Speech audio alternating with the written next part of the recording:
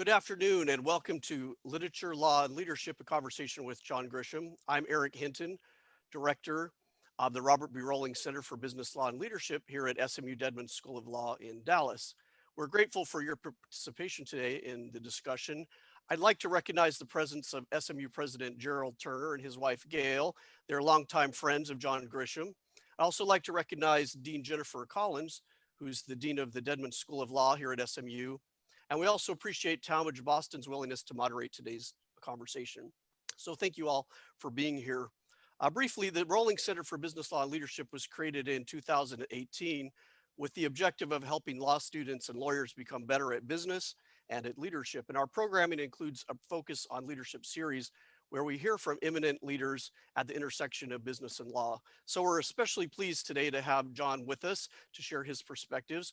I can tell you that in polling my family, we have a number of favorite Grisham experiences. That includes reading the Pelican Brief on the Rhine River rather than looking at the castles, our annual tradition of watching Christmas with the Cranks, and then also my college student who recalls his aspirations to be a Theodore Boone kid lawyer.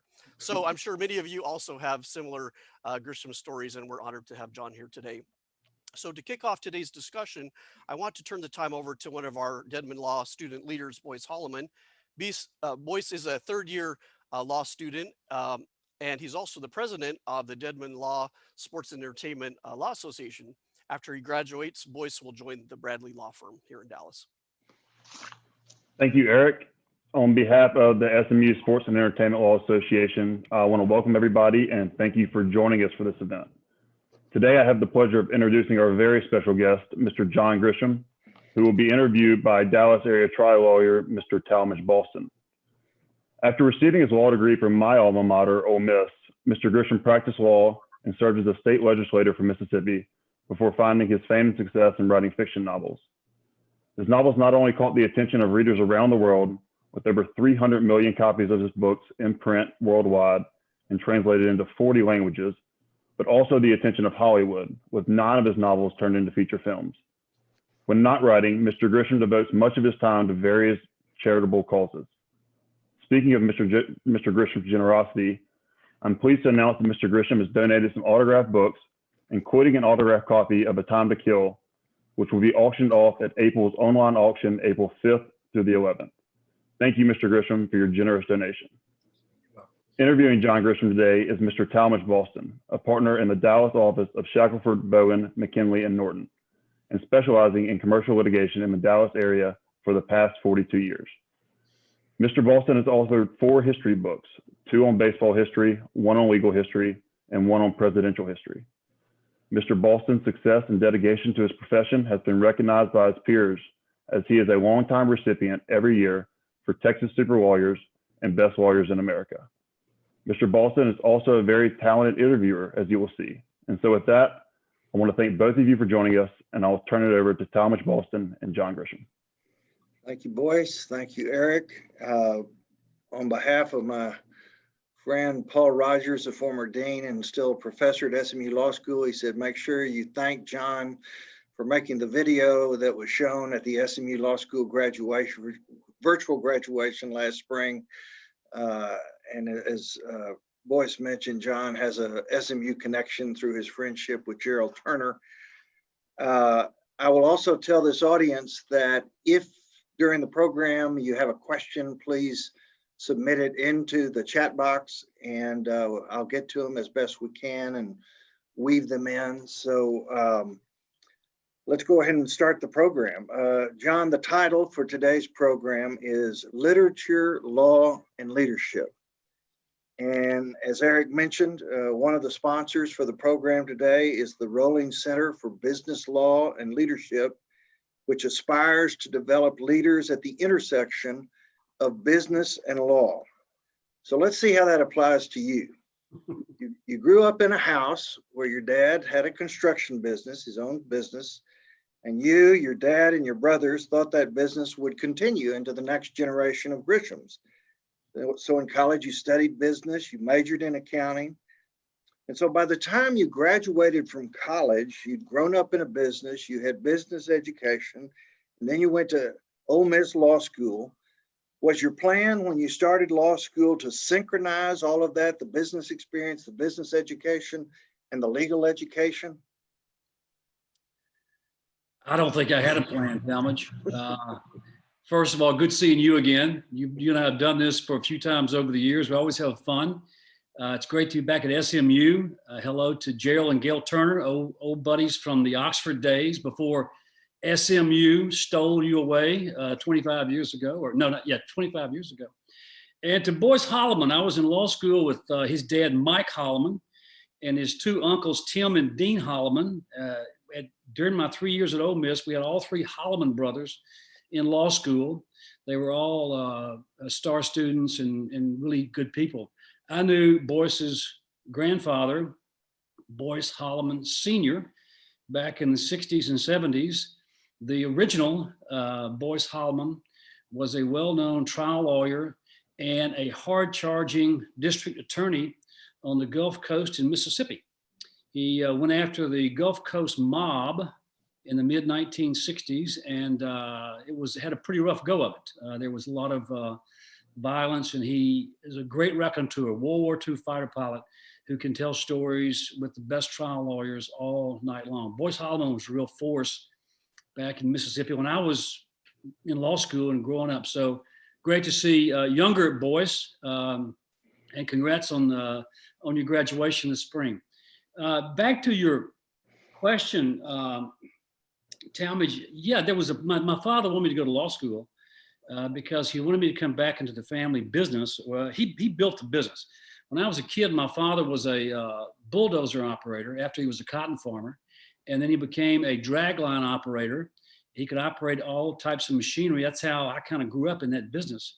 By the time I was finishing high school, Dad had managed to start his own company, and it had a lot of potential. I worked in it in the summer times. I worked my way through college, working for my dad's company each summer, doing all types of good, hard construction jobs that kids need to learn how to work and sweat. And I could operate a bulldozer and a lot of other stuff myself. And for 2 summers, I worked in the office as the company was growing, and studying accounting. I was helping with the books and financing, all that kind of stuff.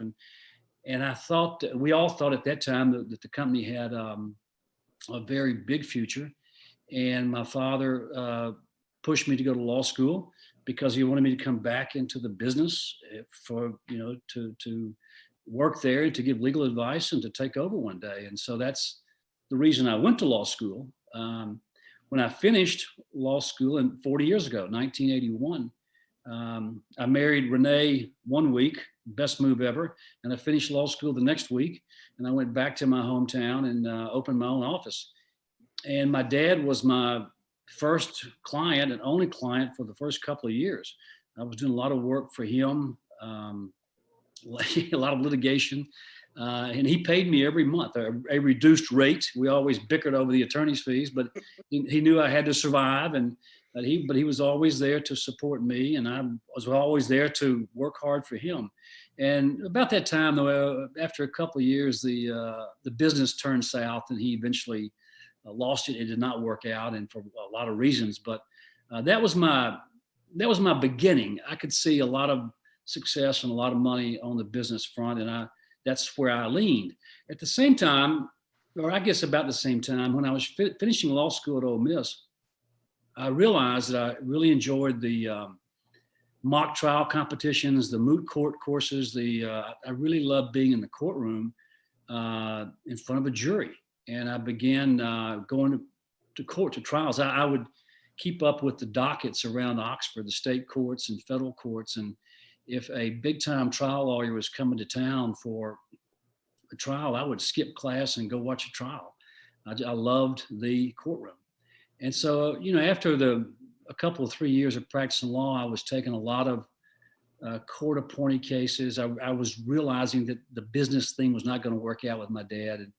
And I decided to become try to become a big time trial lawyer. Mm-hmm. Well, while you were in law school, you had a professor, Robert Kayat. I think he taught you torts. Wasn't that what he taught you? Yes. And of course, Khayat later became the chancellor at Ole Miss, and he in fact succeeded Gerald Turner, who had been the chancellor. Mhm. And so during the time that you had Professor Khayat, did anything happen that inspired you toward maybe thinking about something different as far as a future career was concerned? Well, he was a great professor. Robert Khayat was an all-American football player at Ole Miss back in the glory days around 1960. And he played for the Washington Redskins. He made the Pro Bowl as a kicker, an offensive line. He was just an all-American guy. He does not want anybody to ever mention this, so I'll do it anyway. He's the only man we think of in history who dated back-to-back Miss Americas.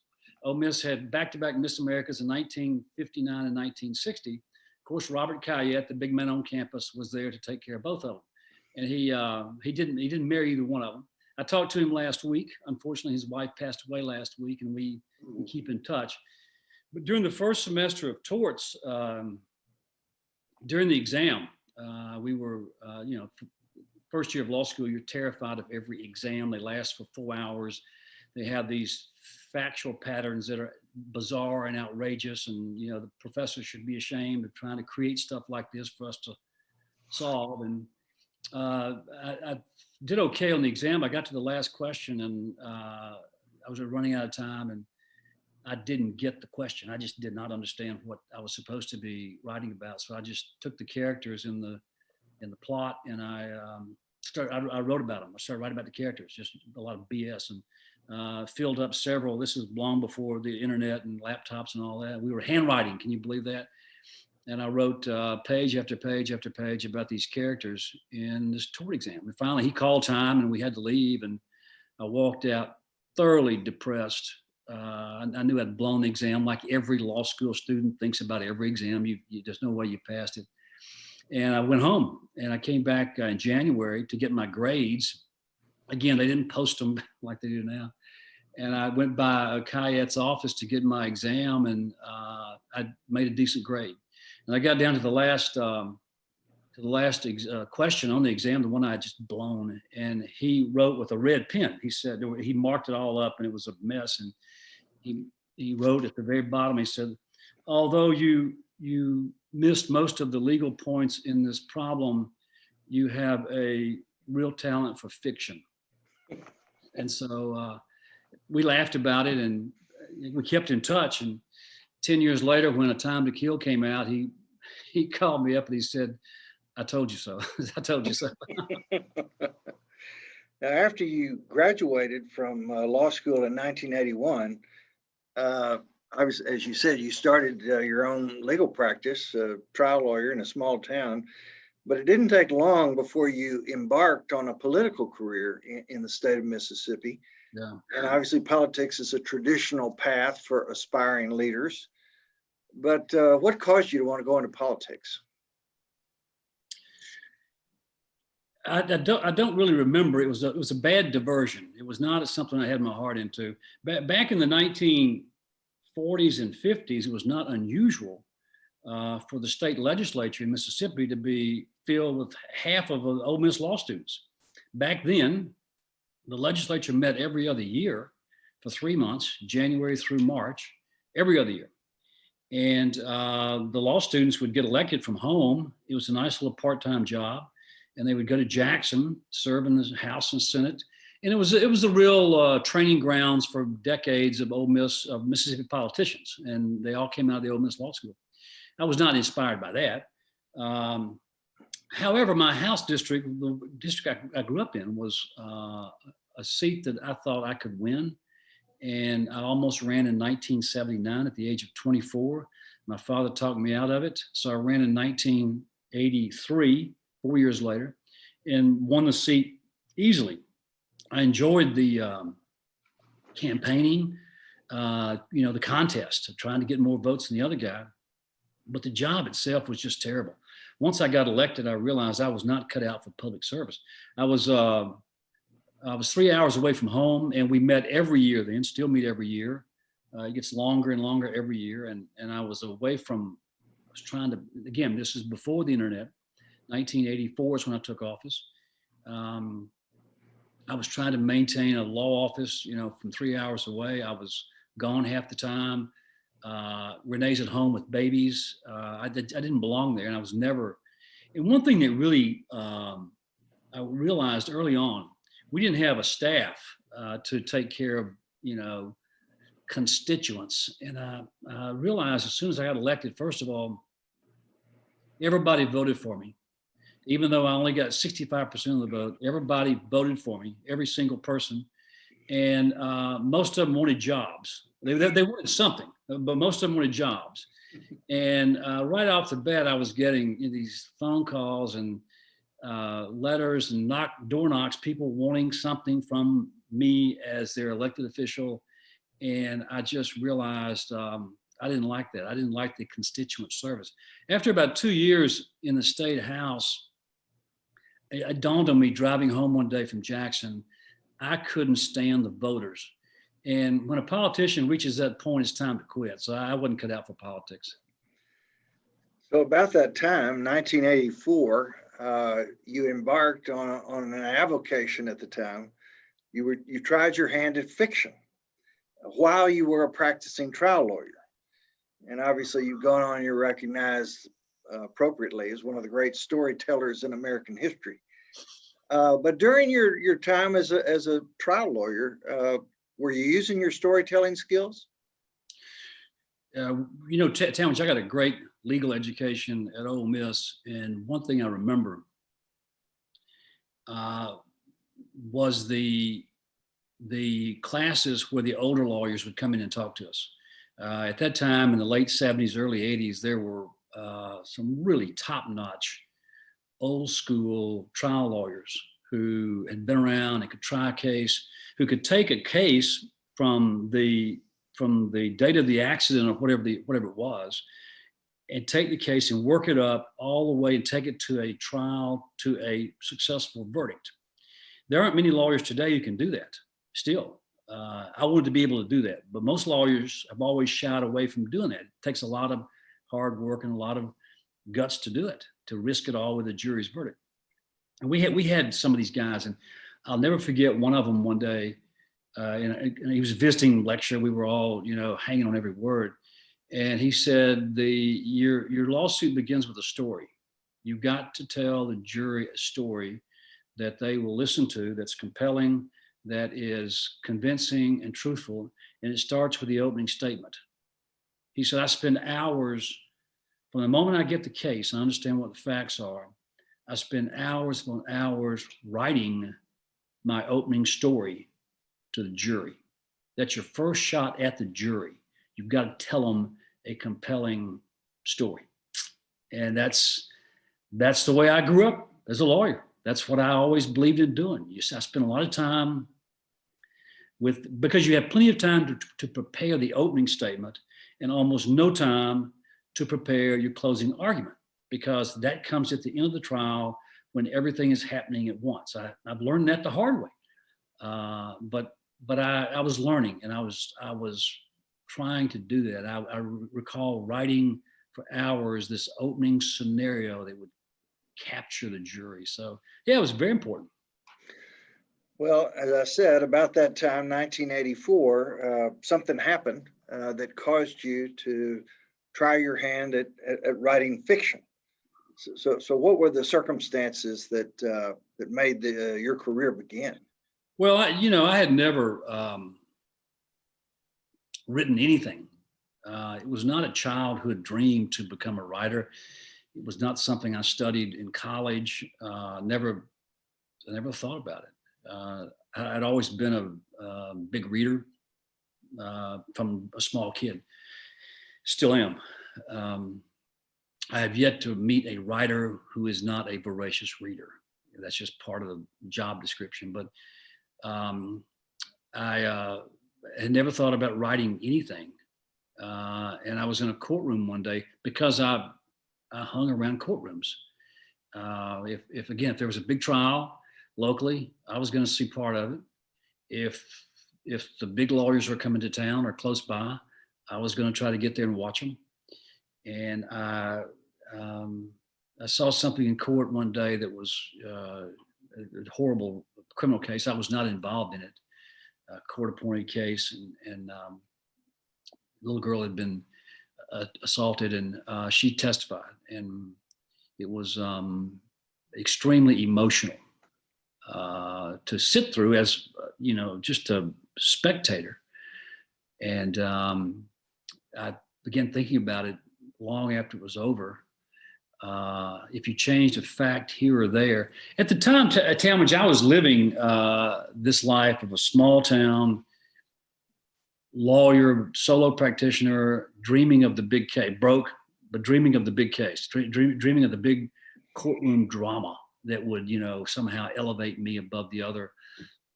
I mean, I wanted to be in the middle of the courtroom with the big verdicts. And it was very much like Jake Brigance in A Time to Kill and A Time for Mercy. That's very autobiographical, struggling, but idealistic, and also trying to do what's right for my clients. And so I thought about this drama as seen through the eyes of this young attorney in a small town in Mississippi who gets a big case, a big trial. And I thought, this is a great story. This is something pretty cool. And I didn't know what to do with it.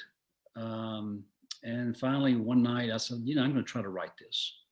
And I sat down with a legal pad and began writing chapter 1. And 3 years later, it was finished. Now, great. Back to the theme of leadership and the law and literature.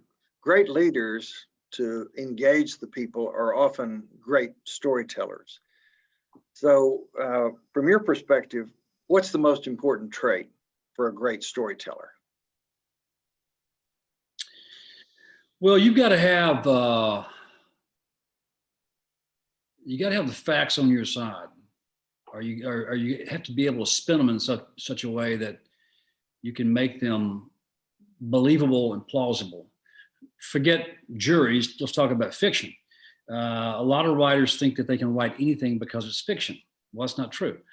You have to write something, you can write anything, but it has to be believable. It has to be plausible. It has to be something that your reader is going to go along with. You got to have credibility. You can't just create a crazy story that nobody is going to believe. So believability, integrity to the story. You've got to have you got to have a compelling set of facts, and you've got to have sympathetic characters. There are a lot of great stories out there about people who nobody really wants to read about because they're such awful people. But the secret to good suspense, I didn't create it. I didn't invent this. It's you take a very sympathetic hero or heroine, and you get them in a lot of trouble, and you get them out. And that's basic suspense. Now, several years ago, you told me that what the world needs more of is great editors. So talk about kind of your refinement process from the first draft down to the final draft in terms of your process and whether you enjoy that and whether you realize how critically important that is to the final product. Well, nobody enjoys it. Nobody enjoys editing. I tell students occasionally, I don't give advice, but there are two aspects to writing that you don't want to hear about. Number one is at the beginning, when you outline and plan your story. I made my kids, when I could, when they were 12 years old, if they had a 2-page paper to tell a story, I would say, okay, give me the beginning, give me the end, and tell me how you're going to get from one to the other. Okay, think about that before you write a word. What is your story? And that's called outlining. I admit that I do it religiously. Most writers say they don't do it. I think they're all lying, but you have to know where your story's going, okay? And so that's not a fun part, because I'll spend sometimes months on an outline trying to work out the kinks of a story. The second part is the editing. Once you're done, you want to turn it in and be done with it. Once you're done, you want the book published. Once you're done, you're really sick of it. But you can't quit, because the revision process is crucial. The editing, you have to have a good editor. I've been very lucky with the editing. First of all, Renee reads every chapter of every book. I mean, she's bored with it now after 45 books, but she has no choice. She's an English major, and she reads a lot, and she has a very good feel for when something is working and when it's not. And she is never hesitant about saying so. So we have some very healthy discussions about the fiction. She's a tough one to get past. But once I do that, she'll mark up the manuscripts again with a red pen because she really enjoys marking them up. I'll take them and redo that. 30 years ago, the firm was published 30 years ago today, March 2nd, 1991, 30 years ago. At the time, it was purchased by a junior editor at Doubleday named David Gernert. David bought the firm. He and I are the same age. As soon as he bought it, Renee and I took off to New York and had this great visit, because my second book was going to be a bigger book. David published the first 4 or 5 novels. In about 1995, my original agent died suddenly. He was an older guy. And I went to David and I said, okay, you're now my agent. And he said, okay. Well, he's still my editor. So I've had the same editor for over 30 years. And it's our relationship is so close. If I write a speech or something, if I write a 2-page forward to another book, I send to David. Okay, he edits that. He edits everything. Sometimes he hardly touches them. Sometimes he got some comments. But I'm not insecure. But I just know whatever you write needs a different set of eyes to look at it. And great editors can make a book even better. And so I go through this really long editing process with David, line by line, chapter by chapter. And, I'll probably adopt half of what he wants. Sometimes it's a word here, a word there. Sometimes it's a whole chapter, a whole section. Why do we need this? What does this character offer? So it's a tough process. But a lot of big writers reach a point to where they turn in a 1,000-page manuscript so they don't touch it. And you can tell they pay a price for it. So I don't like editing, but I do it all the time. Now, we have a lot of law students in this audience. We also have a lot of young lawyers. And getting back to your 1984 decision to try your hand at fiction, which ultimately obviously led to your final career, what's your advice to young lawyers when they feel a nudge to maybe try something different outside the box of what they're currently doing career-wise? I can't really speak to changing careers from one law firm to the other, from one type of law to the other, because I didn't really do that. And I've been out of the law office for 30 years and things are a whole lot different today than way back then. I tell students and I tell aspiring writers all the time, before you write or take yourself seriously as a writer, you got to have a career. You've got to have a job. You got to have a day job. You've got to have something you find hopefully that is emotionally and financially fulfilling to allow you to spend an hour or 2 a day with your secret hobby, and that's writing. Nobody finishes college and says, okay, I'm going to write books now and make money. Nobody ever does that because it can't be done. You've got to work for a while, learn something, live, hopefully love, hopefully not suffer, but we all do. Win some, lose some, travel, see the world, see things that you can add to your fiction. There's not much of a demand for novels written by 25-year-old people. It happens, but pretty rare. But you've got to get out in the world and pursue a vocation that you love. If you're lucky enough to find something that you love to do, then it's not going to be considered work.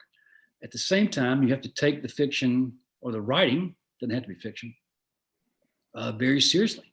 An hour a day or 2 hours a day, and pursue that. I tell students all the time, the most important piece of advice I can give any writer is until you're writing at least 1 page a day, nothing is going to happen. You can talk about your book, you can dream about your book, you can whatever, but until you're writing one page a day, at least one page a day, nothing's going to happen. Well, you do that for 2 years and you finished a book, and then you go from there. So that's my only advice to writers is just, it's not going to come easy. There's going to be a lot of rejection, but everybody gets rejected. A Time to Kill was rejected by 30 editors and agents. That's not unusual. That's the way it is. Mhm.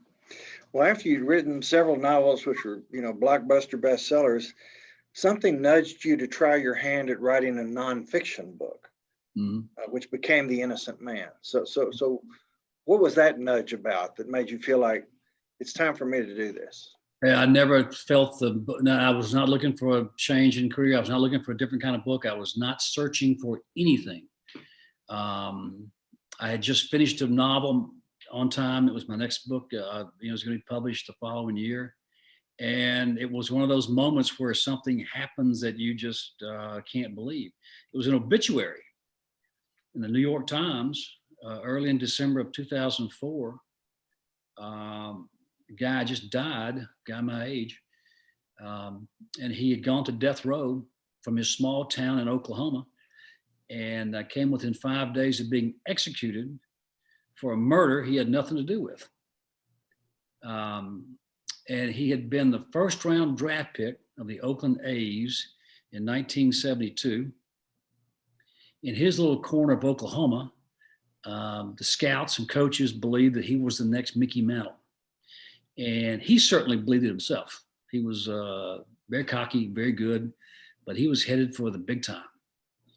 And didn't happen. He got injured in the minors and picked up some bad habits and crashed and burned and went back to his small town, and defeated, humiliated, depressed, began showing signs of mental illness at some level, and was framed for a murder. The town almost killed him after he'd been their sports hero. Anyway, that's all in the obituary, Talmage.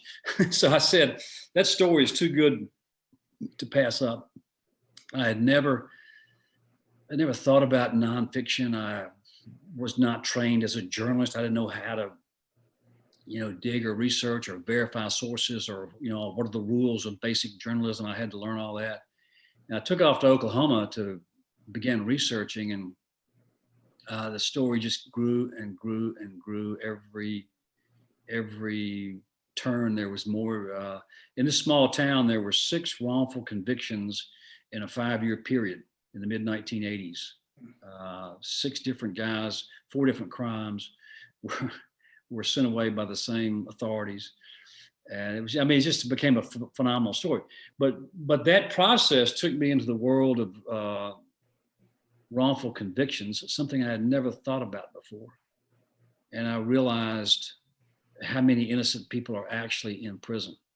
And so I joined the board of the Innocence Project, still there, still active, still trying to get people out of prison in Oklahoma and other states. And one of your most recent novels, The Guardians, really goes deep on the Innocence Project and the types of cases they handle and the kinds of challenges that they face. So that turned into a source for a novel. I've been there several times with wrongful convictions, probably too often. I can't see going back anytime soon. There have been several subplots in the other novels about wrongful convictions, and The Guardians was inspired by a real person who committed his life to freeing the innocent, Jim McCloskey. And I've known him for a long time. He inspired me to write that novel. But yeah, I'm not done with Innocence because there's so much work to do. At the Innocence Project in New York, we are up to, I think, 370 DNA exonerations in the past 25 years. Some of those guys were on death row. And, it's difficult work getting people out once they're innocent. So that work will continue. But as a writer, I'm not sure I'll go back to the innocence issue anytime soon. Well, although much of your fiction, as you acknowledge, is pure entertainment, you're not trying to be the next William Faulkner. but some of it, particularly in recent years, has become more and more purpose driven, where you've written about stories about flaws in our system of justice that need to be corrected. And it makes you almost, but not quite, a crusader. So what inspired you to start thinking in terms of fiction plots that were aimed at some of the real problems we've got in our justice system? It always goes. It always goes back to the story. I start with a story wherever I happen to steal one, and I'm always looking, for stories, newspapers, magazines, online stuff, great stories that, for example, right now we're in the middle of this COVID pandemic. I can't imagine writing about, the plague or things like that. That's more like science fiction. But the litigation's already started, big time. You got lawsuits against nursing homes. You've got people being terminated for not wearing masks and they're suing. You have people who are refusing vaccines and they're getting fired, they're suing. I have a really good friend who has a bunch of businesses done well, and he had business interruption insurance, and the word pandemic was listed in the coverages. He had them dead to right, okay? And he filed his claim a year ago, and the insurance company said, no, sorry, I'm not going to pay it. Well, that's a big lawsuit. And that's happened all over the country. I'm not sure the insurance companies can pay all these claims. They sure spend all the premiums. So just some great issues coming out of the pandemic. So I'm not sure I'm going to write about that, but the criminal, I'm really frustrated with the criminal justice system because we have so many flaws that could be fixed that would alleviate a lot of suffering that we see being played out today in the streets. They're just things like mass incarceration, bail reform, wrongful convictions, death penalty, drug laws, all these issues that we're watching today have at their core some injustice in our system, and we could fix them if we would. So that's what still keeps me awake at night. I'm pen pals with half a dozen guys in prison who are innocent, and I'm not their lawyer. I don't practice law anymore, but I keep in touch with them and pay for the lawyers sometimes and try to get them out. So I'm still pretty active on those fronts. Now, besides the Innocence Project, another important cause involving the law for which you've been a leading advocate is the need for legal aid and access to justice for those who can't afford to pay for lawyers. Right. So what was the inspiration for you to decide this is something I want to be a big part of, to try to advance the cause of access to justice? When I was a young lawyer, I went back to my hometown and opened up my own office and, hung out my shingle and declared myself ready to sue people. Didn't have any clients. But it didn't take long for me to realize that I had a hard time saying no to people who needed help. And so I took a lot of cases that, I never got paid for. A lot of pro bono work that did not begin as pro bono work. But I was just always inundated with, and then getting elected didn't help because people would come to my office who, again, had voted for me, who needed legal help. So I always had an office full of people. None of them could pay, but I just couldn't. I could not say. I had a hard time saying no to people in need, and I also realized early on the power of a law degree, the power of a license to practice law, because I had some clients that had nothing and they were getting wrongfully evicted in one case, and there were other egregious cases. And you call a guy up as a lawyer for this guy with no money, suddenly he's got a lawyer. Well, it changes everything. And so I've supported legal aid back then in North Mississippi as a lawyer, and I realized over the years about half of all people in this country have access to civil justice, and that's a pretty lousy indictment. That means a lot of poor people can't be protected. And so over that, because of that, I've been inspired over the years to really support legal aid. Well, we've got this audience of all these strong SMU law students and a lot of young lawyers who've dialed in. What do you want to say to them, for all of them, about the need for them now and in the future to take on this important cause of supporting legal aid and access to justice, whether it's actually doing pro bono work or supporting it financially? What's your encouragement to them? Well, as you know, most of your big firms are great about encouraging their young associates and all their lawyers to donate X number of hours a year to pro bono. It's difficult when you're trying to make a living to give away your services, but I think the legal profession has done a good job of encouraging its members to do that. Again, I didn't have time for legal aid when I finished law school. I had to make a living. That's the boat we're all going to be in. The kids nowadays have so much money in debt. When you and I finished, we didn't have any student debt. Thank God we couldn't borrow the money back then like you can now. We'd just gone under a long time ago. But now the kids have so much debt that they got to pay it off, and you can't expect them to donate their time initially to a lot of free work. But you got to be aware of it. We can all do some of it. We can all donate a few hours. I think the older you get, maybe and more successful, the more you can give away. I am stunned by some of these big firms and the hours they put in for wrongful conviction cases and death row cases. Tens of thousands of hours that they donate for pro bono work to get innocent people out of jail and to keep people off death row.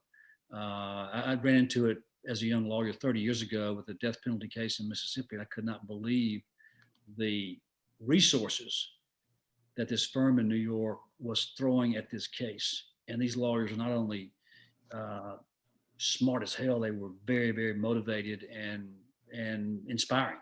So there's plenty of work for all of us to do to help the poor. Mm-hmm.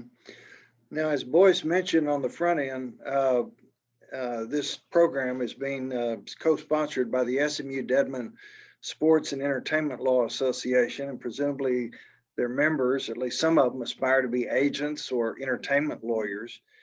And John, best-selling authors like you get involved in lots of contracts, whether it's book contracts or contracts with your literary agents, with media contracts, if your stories get made into movies, TVs, or theater productions. So how has your legal training helped you with the reality that your commercial dealings are governed by contracts? Tough question. I learned early on that the contracts I was drafting in my little office in South Haven, Mississippi, were far different from the publishing contracts in New York and the movie contracts in LA. The first contract I saw was for the film rights to the firm, first big contract, and it came from Paramount Studios, and it was about 4 inches thick, and I had never seen such a bunch of gobbledygook in my life. I kept come to realize that's what studios do, so they can screw you out of money. That's been their MO for years. But over the years, though, I've been blessed with a great entertainment lawyer.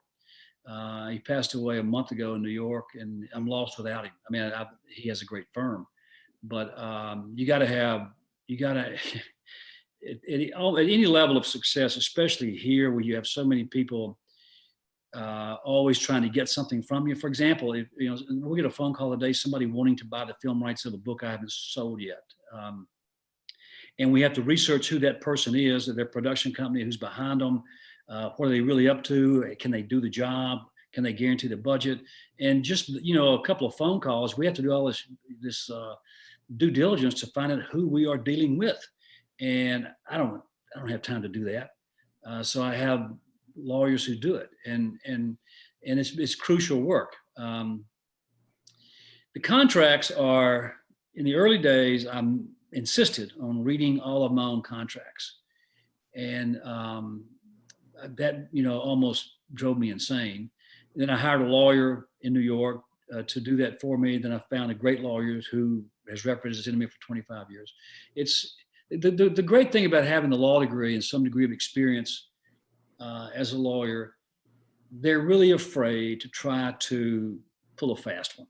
They know that I can read a contract. They also know, this is the big thing, they know I'm going to hire great legal help. I've been sued 3 or 4 times in 30 years by, crackpots claiming I stole their idea, I stole their, some copyright, whatever. It's the threat of litigation is always there. It's something you have to deal with. But over the years, I've had the reputation because of the lawyers I hire being somebody who's very, very tough to litigate with because, again, great lawyers. I think being a lawyer allows me to recognize the talent and hire the good guys. Well, let's talk about movies, or we could talk about TV shows or a Broadway show, The Time to Kill, TV series, The Firm, lots of 9 movies. Once that contract is signed, what's your involvement in, say, turning the language of your book into a script or approving the cast or anything involving the ultimate final product? Not much. I learned a long time ago, this is a different world. I don't make movies. I don't know how. I'm not going to learn. That's somebody else's world. What we try to do is sell the film rights, the adaptation, to somebody with a good reputation. And there are a lot of them in the business. And so maybe it's somebody we dealt with before. Probably not now, because most of those folks are dead. It was 25 years ago when they started making the first big movies, or 30 years ago almost. But we try to deal with. Sometimes we get down to the point of a contract, and I'll have to watch a couple of movies that this director did to say, do I want this guy, or do I want to sign the contract? Sometimes I will read a screenplay. I try to avoid those because everybody makes notes on screenplays, and I don't. That's not how I want to spend my time. So I try to say. I think I told you the story one time. Many years ago, I was talking to Stephen King. First time I met him, he came to Oxford for a book festival, and we were driving around Lafayette County, Mississippi, and talking about this and that. And by then, he'd been through everything. Stephen's 15 years ahead of me in the business, and we're talking about movies. And he's had so many movies, dozens of movies made from his stuff. And he said, look, when it comes to Hollywood, there are a few certain rules. Listen carefully. He said, when it comes to selling film rights, there are 2 groups of writers. The first group consists of those who do not deal with Hollywood. You're not going to sell their stuff. They've been burned before. They don't, whatever. They don't deal with Hollywood. That's a very small group. The second group consists of those of us who do. If you're going to deal with Hollywood, there are a couple of basic rules. Get all your money up front, kiss it goodbye, and expect it to be something different. If you don't like that, go join the first group. It's the best advice I've ever got. It's the best advice in this business I've ever received from Stephen King. That's the way I approach it. Well, before we get to the questions from the audience, your next novel, Sully, is coming out on April the 24th. It's about a college basketball player. And so would you like to give this audience some kind of a sneak preview of this book? Well, you and I talk sports all the time. In fact, I wrote the foreword for your book about 1939, the baseball year. Yeah. Great book. 10 years ago, I wrote that foreword. We're always talking sports, always gambling on college football games. So anyway, I've written 2 football novels, Bleachers and Playing for Pizza, and enjoyed those. They're shorter books. They're faster books. I'm a real sucker for sad sports stories. And with Calico Joe, my baseball novel, I had this idea I love the story of your favorite team, the Boston Red Sox. and Tony Canigliaro, who was beamed in 1969, I think. 67. 67, by a guy named Jack Hamilton, who was my best friend in law school, different Jack Hamilton. Anyway, it was a great story. Tony his career was, excuse me, seriously sidetracked. He managed to come back and then he died young. Tragic story. And the baseball folks have always wondered how great would he have been. He had Yastrzemski on the other side of the plate, and you had Tony C on the right side of the plate, and how great could they have been together? And so, but for one beanball. And so I took that story with Calico Joe and put together a baseball story I just truly love. My wife and I love college basketball. We live here in Charlottesville. We go to all the UVA home games with our son who went to UVA. And my wife is a Tar Heel, so we go to Chapel Hill. We watch all the home games in Chapel. So our springtime and wintertime in March, we're watching basketball. And for years, I've been wanting to do a basketball novel, but I have to wait for the story. I can't just snap my fingers and create a story. And so I've always been. I don't want to give away the ending of the book. So I'll tell you, I've always been touched by the sadness of the Lynn Bias story, a great player in Maryland 35 years ago who died young. And also we had a kid here at UVA for 4 years who was from Africa, who really we all loved. So I put those two together. And Suli is the character's name. It's a terrible title for a book, but I couldn't think of anything else. We kept trying to think of a great basketball phrase: beyond the arc, above the rim, everything. You name it. We tried everything. Nothing fit. So we just stuck with Suli, and that's the novel. It comes out, as you said, next month. All right. Now here's a question from my great friend Sandy Kress, who is a great reader. And he says, you're awfully good at the opening words of a story. And obviously that's important. That's often a hook. And Sandy knows, and I know that you're also historically been involved in politics at all levels. So what are your first words? If somebody said, John, we need you to help unify and lead people to do good things as citizens in the midst of all the stuff that the country's involved with now, what are your opening words in an attempt to try to get a little unity going? Well, Talmage, I can't do it off the cuff. The opening sentence is always very important, and that's why I believe in writing things out. I love Churchill. He's one of the greatest speakers of all time. He made it appear as though it was simply off the cuff. Okay.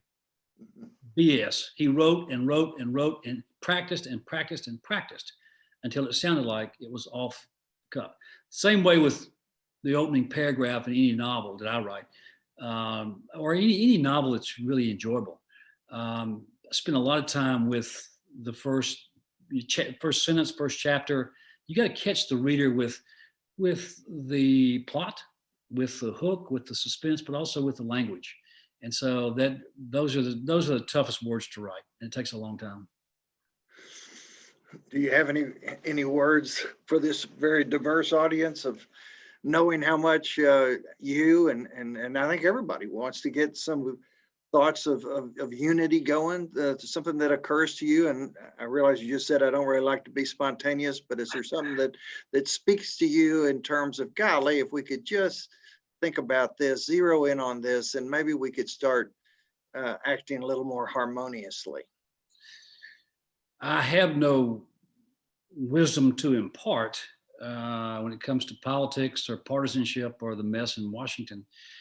I'm optimistic, though, that if we are seeing the light at the end of the tunnel with the pandemic, and we get a break here and there, and the numbers keep going down, and more and more of us are inoculated, that by summertime, if there seems to be some semblance of normalcy again, I think the vast majority of the American people are going to go crazy. Traveling, getting out, going places, we're busting at the seams to get out and go somewhere. And that's going to be a big boon for certain segments of our our business world, economy. But I think the fall, if we're a little bit lucky, could be a whole lot more fun than we're having right now. If you take the pressure off, the pandemic pressure off this bowling pot that we have with politics, people are going to relax and be able to enjoy life a little bit. So I'm somewhat optimistic. Okay. Now you mentioned how every great writer that you know of, including yourself, are voracious readers. So Lynn Gonzalez has asked, what are some of your favorite authors or books that you feel like have kind of guided or inspired you in the way you like to tell a story? Well, not Hemingway. My literary project for this year is to read all of Hemingway's novels and short stories, most of them for the second or third time. And I've read about 5 novels and 2 collections, and I'm struggling. I'm having a hard time getting through it, but I'll hang on. That's my literary project. My fun project. I've always got 2 or 3 books, I'm working on. John le Carré died last month. He was the British espionage great writer that I followed for many, many years.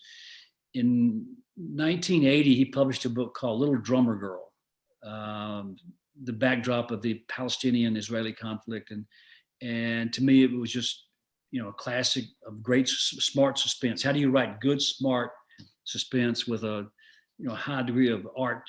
And he was that good. That book is always, I go back to the books that I reread. And I read that book every 4 or 5 years to remind myself to keep working to get better, because I'll never be as good as he was. I've always enjoyed Steinbeck. And, my favorite classical writer was Steinbeck. I've read most of his books. I'll pick one up.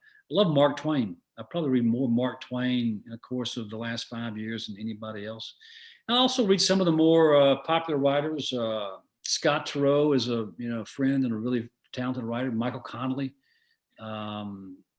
Ian Rankin, the Scottish police writer. So I'm kind of all over the place. Okay. Let me find another question here. We have some people who know you. Rachel Hall, my great uncle, also went to Mississippi State, a U.S. Senator for Mississippi, Senator Bill Callicott, somebody who knew you in this. My wife, Rob Evans, my wife Carolyn and I were guests of yours, many of your premieres while coaching basketball at Ole Miss. My question is, what are your children doing now?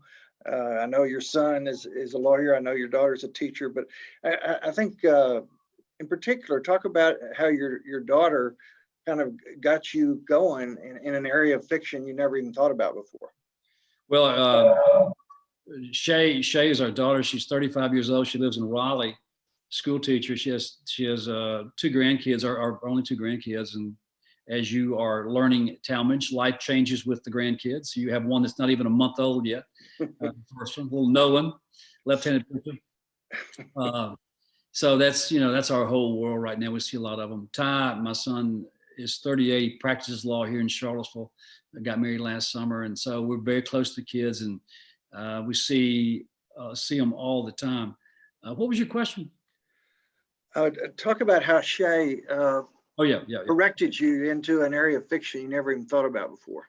Well, she sent us off in 2 directions. About 10 years ago, she was teaching school, class of 5th graders, and she asked me if I could write suspense for kids, and I'd never thought about that. And that planted the idea for what has become my kids series, Theodore Boone, Kid Lawyer. It's about a 13-year-old kid, only child. Both parents are lawyers, and all they do is talk about the law, and often in a funny way. They're a little bit older. And his dream is not to play professional baseball or star in movies. His dream is to be a lawyer or a great judge. And he gets in all kinds of trouble because he's always given free legal advice to his friends and their older brothers. So that's Theodore Boone. About 5 or 6 years ago, but no, it's probably 10 years ago, we got a phone call from Shay one night. It was her first class, so it was at least 10 years ago. She was teaching kindergarten, And she called one night, very upset, which is not unusual. And she said that she had realized that she had a couple of kids who were getting to school each morning and they were hungry. And they were too late for the breakfast that was available in the cafeteria. Public schools in Raleigh, great school. And she began watching them and realized that there were more than 2 kids in her class of 25 who were not getting breakfast and were hungry. And we had never thought about the issue of childhood hunger before. And so Renee jumped in with both feet. And long story short, Renee is now on the board of No Kid Hungry, a national movement and you're involved there in Dallas, Talmage, and we all are trying to raise money and awareness for hungry kids.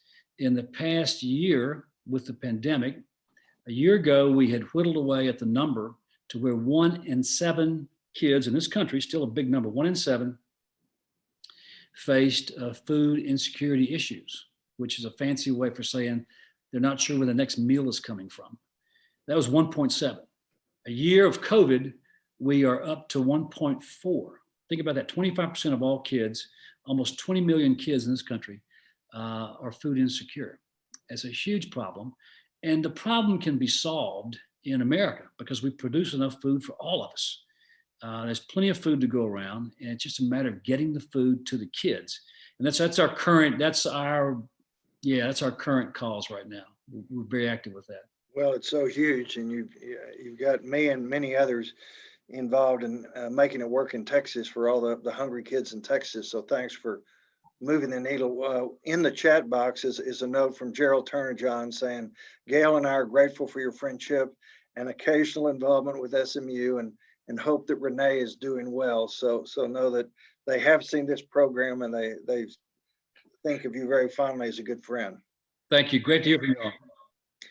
All right. Well, I think Boyce and Eric, our time is about up. I know you had some closing remarks, and certainly want to thank John for a very entertaining hour of literature, law, and leadership, which we hope will be useful to all these law students and young lawyers who've listened to the program. So we'll turn it back over to you. I want to thank both of y'all for just an awesome conversation. We really enjoyed it. It's very engaging. Also, to our audience members, if you want to keep up with SEWA and Rolling Center events, you can follow each of us on Twitter or LinkedIn, and we try to provide events like this. But John, Talmage, on behalf of SEWA, the Rolling Center, and everybody here in attendance, we can't thank you enough for taking time out of your busy schedule to make this happen, and we all really enjoyed it. My pleasure. Enjoyed it. See you guys.